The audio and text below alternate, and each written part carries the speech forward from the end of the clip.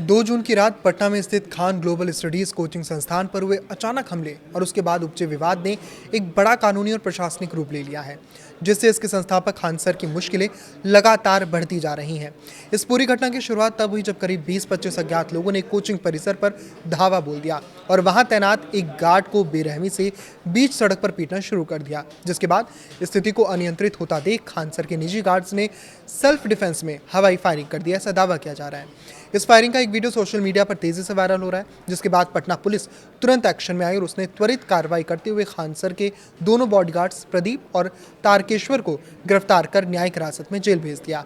साथ ही उनके लाइसेंसी हथियार भी जब्त कर लिए हैं। पुलिसिया जांच और कार्रवाई यही नहीं रुकी। गिरफ्तार गार्ड्स ने पुलिस को दिए अपने बयान में कथित तौर पर यह दावा किया है कि खान सर ने ही उन्हें उकसाते हुए कहा था कि तुम गोली चलाओ, बाकी सब मैं देख लूंगा। इसी बयान को मुख्य आधार बनाते हुए पटना पुलिस ने खान सर के खिलाफ हत्या के प्रयास और आर्म्स एक्ट जैसी गंभीर धाराओं के साथ साथ बीएनएस की धारा 109 यानी कि अपराध के लिए उकसाने या साजिश रचने के तहत मुकदमा दर्ज कर लिया। कानूनी जानकारों और पुलिस सूत्रों के मुताबिक इस विशिष्ट धारा के तहत आरोपी को आसानी से अग्रिम जमानत नहीं मिल सकती,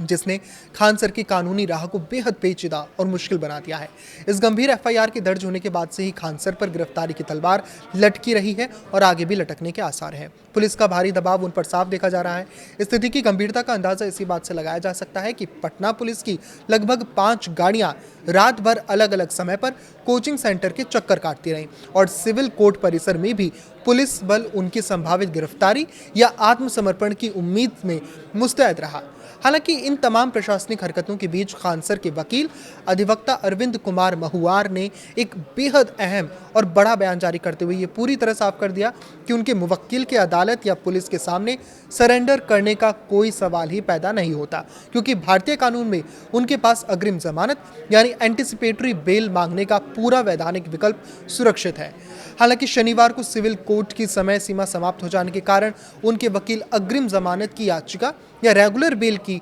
फाइल समय पर मूव नहीं कर सके, जिसके चलते अब बचाव पक्ष सोमवार यानी अगले कार्य दिवस पर अदालत में अग्रिम जमानत के लिए विधिवत याचिका दायर करने की तैयारी कर रहा है। जबकि उसी सोमवार को दोनों गिरफ्तार गार्ड्स की जमानत अर्जी पर भी प्रथम श्रेणी न्यायिक दंडाधिकारी अनुराग वर्मा की अदालत में सुनवाई होनी तय है।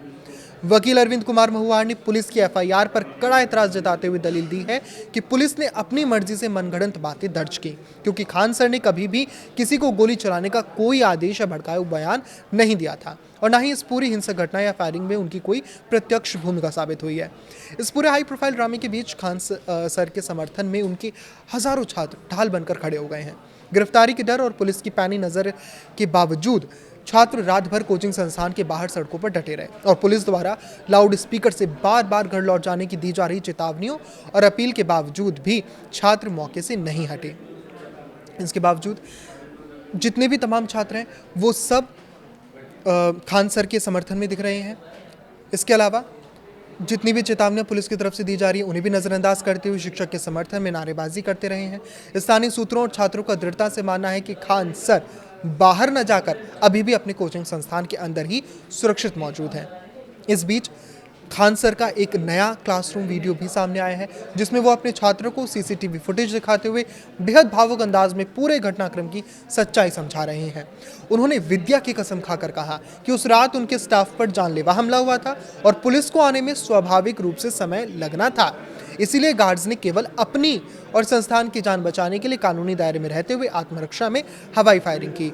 खान सर ने सीधे तौर पर प्रशासन पर आरोप लगाया कि मुख्य हमलावरों जिन्होंने गार्ड्स को बेरहमी से पीटा था उन्हें अभी तक गिरफ्तार नहीं किया गया है और केवल उनके खिलाफ केस दर्ज करके असली मुद्दे से ध्यान भटकाने की कोशिश की जा रही है।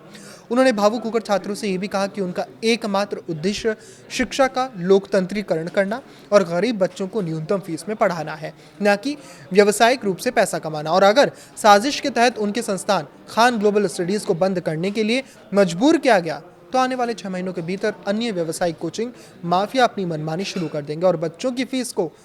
1 लाख से 1.5 लाख रुपए तक बढ़ा देंगे, जिससे गरीब तबके के बच्चे शिक्षा से पूरी तरह महरूम हो जाएंगे।